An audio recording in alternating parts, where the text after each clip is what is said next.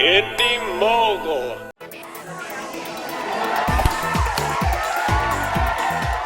Welcome to this week's Movie Math. Here are today's headlines. The Last Airbender versus Twilight Eclipse battle starts early. Leonardo DiCaprio takes his own stab at Twilight's success. Disney announces its upcoming slate of films, and of course, the weekend box office. Now let's get started. Two major new trailers debuted this weekend, The Last Airbender and the Twilight Saga Eclipse. Which should you watch first? This is a question you'll be asking yourself again 4th of July weekend when both movies open. That's right, it's a battle of epic proportions as each movie has a legion of fans.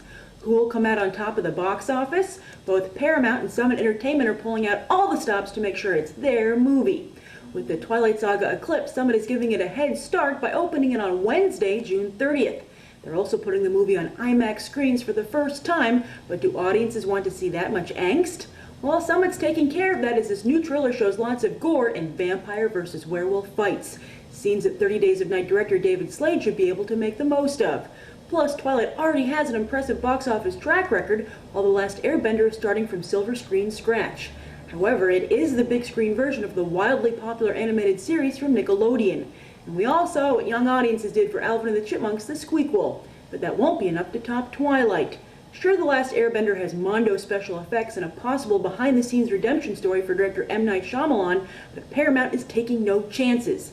Yes, this weekend they announced that The Last Airbender will be in 3D. Hello, increased ticket prices. While audiences might be wary of another post-production conversion to 3D after Clash of the Titans, can you resist all these special effects in your face? Which trailer are you most excited about, and which movie is going to get your 4th of July money? Mine goes to The Last Airbender. Declare your movie allegiance down below in the comments. With Twilight's huge success, why has no one else tried to copy it? After all, Hollywood is the land of imitation as flattery. Well, get ready to be courted, Twilight, because Leonardo DiCaprio is making serious eyes at you. Taking a page from Brad Pitt's playbook, DiCaprio has started producing movies in addition to starring in them. And after his success with horror film The Orphan, DiCaprio is now reimagining Little Red Riding Hood as a sexy horror flick.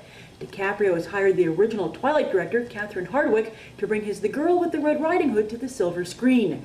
Set in medieval times, it's the story of a girl who is betrothed to the son of a blacksmith, but falls in love with an orphaned woodcutter. Further complicating things is that she's being stalked by a werewolf. Our love triangle is made up of Amanda Seyfried, Jeremy Irons' son, and Shiloh Fernandez, a hot new actor who was briefly considered for the role of Edward Cullen. I wonder which one is the werewolf. Whoever it is, he'll be hunted by Gary Oldman, while Red Riding Hood's grandmother will be played by acting legend and former sex symbol Julie Christie. In a teen horror movie. That DiCaprio must be one hell of a charmer. Last year, the chairman of Walt Disney Studios, Dick Cook, was asked to step down. This was a move that confused a lot of people because Cook was not only very well liked, but had done so much for the studio during his run, including the launch of the Pirates of the Caribbean franchise. In fact, it was rumored that Johnny Depp was so upset over Cook's dismissal that he considered not doing any more pirate movies for Disney. A nice sentiment, but apparently one dismissed by contract obligations or piles of money, as Depp is indeed starring in Pirates of the Caribbean 4 alongside Penelope Cruz and Ian McShane. It hits theaters in 2011. This was formally announced as the new chairman of Walt Disney Studios, and former Disney Channel president Rich Ross unveiled his upcoming slate of movies on Thursday. Also in 2011, there will be a new Muppet movie, and Ross revealed that a new Muppet will be introduced named Walter. Disney can only hope he'll be half as popular as Pepe. Then in 2012, Pixar will release 2 animated pics. The first is Brave, Pixar's first fairy tale about a princess who'd rather be an archer. Reese Witherspoon voices the princess, making this sort of a medieval Monsters vs. Aliens. And then in late 2012, Pixar will release a sequel to Monsters, Inc. Is that the Pixar sequel you'd most like to see?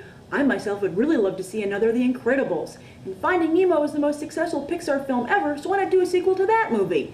Write down below which Pixar story you'd like to see continued. You just can't keep a good dragon down. Enjoying the word-of-mouth Kick-Ass fans had hoped would help their movie, How to Train Your Dragon retook the #1 spot at the box office in its 5th weekend of release. And it's for real this time with no chance of a Monday morning surprise like last weekend. Pulling in another $15 million, Dragon is now up to $178 million. It is still trailing Monsters vs. Aliens box office run, which DreamWorks felt didn't warrant a sequel. However, Dragon has been having such a headline-grabbing run with its box office ups and downs that it might be able to get a sequel after all. But the fairy tale will come to an end next weekend as the clock strikes 12 with A Nightmare on Elm Street, which is set to terrorize the box office. And speaking of shattered fairy tales, Jennifer Lopez's triumphant return to the silver screen was tarnished with a #2 opening. While she'd ruled the box office on Friday, she was no match for Dragon on Saturday and Sunday. Still, her $12 million debut, while on the small side, proves that J.Lo can still open a movie.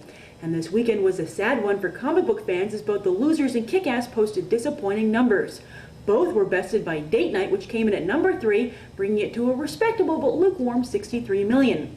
Then at #4 was the debut of The Losers, which gave Zoe Saldana her first box office black eye. Pulling in just $9.6 million, none of these losers were able to get butts in the seats. Stars were not born. And sorry, Kick-Ass fans, but the movie fell 52% in its second weekend, landing at #5. Up to $34 million so far, it better make as much money as it can this week before A Nightmare on Elm Street sucks up its audience. In comparison, generic Hollywood blockbuster Clash of the Titans is up to $145 million domestically and $335 million worldwide. Lesson to be learned? Artistic brilliance is great, but nothing beats business-savvy filmmaking. And that's this week's Movie Math. As always, thanks for watching, and if you want my review of The Losers and indie film The Joneses, check out my Facebook page in the notes section. I'm Grace Randolph, and we just did some Movie Math. Subscribe, comment, rate it.